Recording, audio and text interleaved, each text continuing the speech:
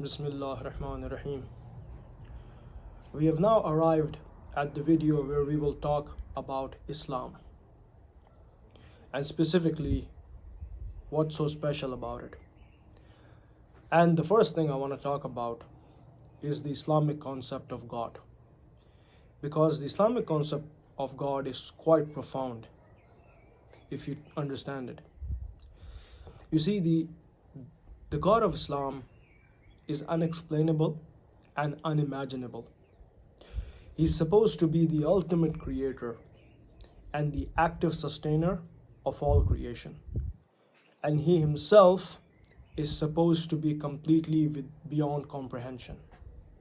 In Islam, even the prophets and messengers who represent that God can only show his signs, not his self.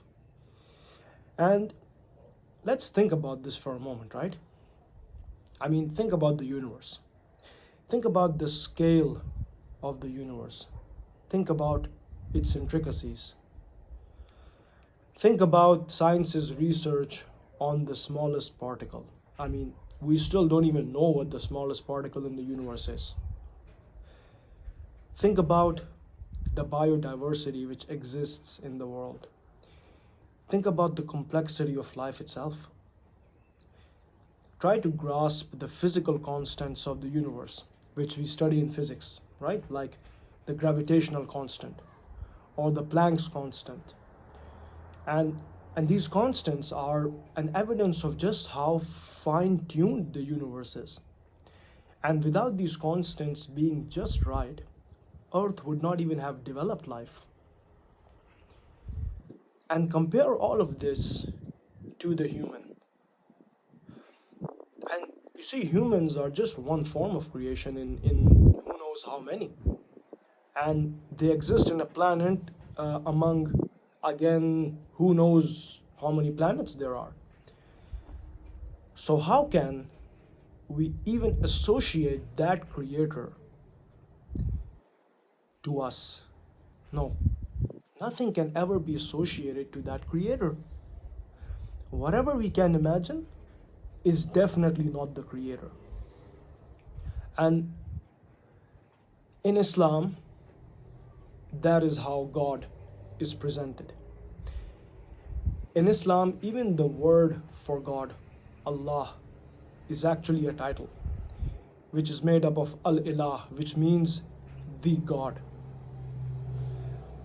And another example to show you the God of Islam is Imam Sadiq when he says,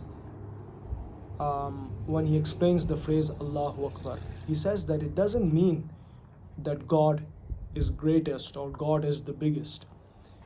It means that God is beyond description.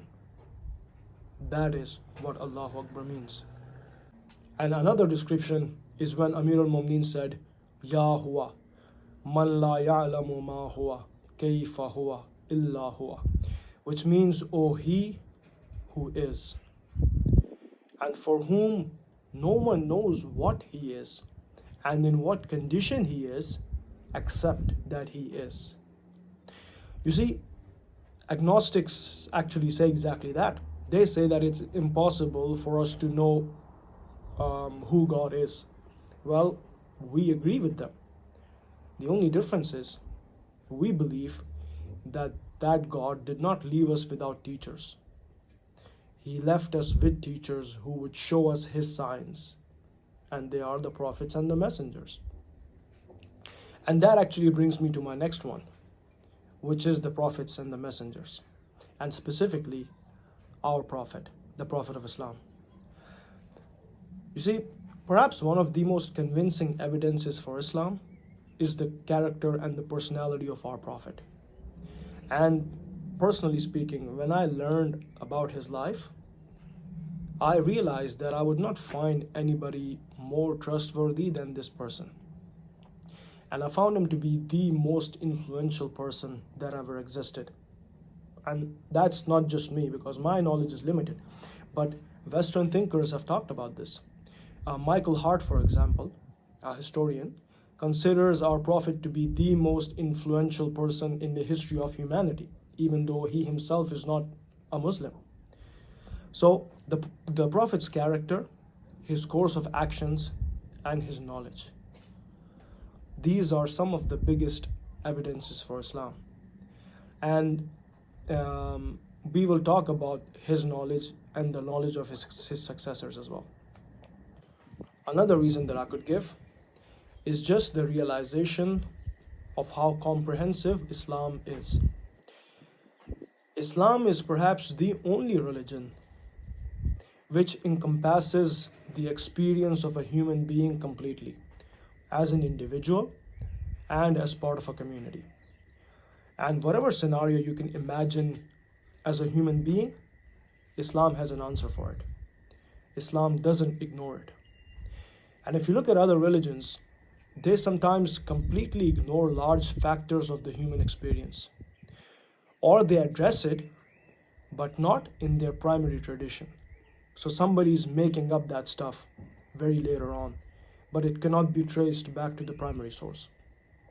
But in Islam, you will find the Prophet and his direct successors addressing everything you would need to know to be a successful human being, as an individual and as part of a society, even in the modern world.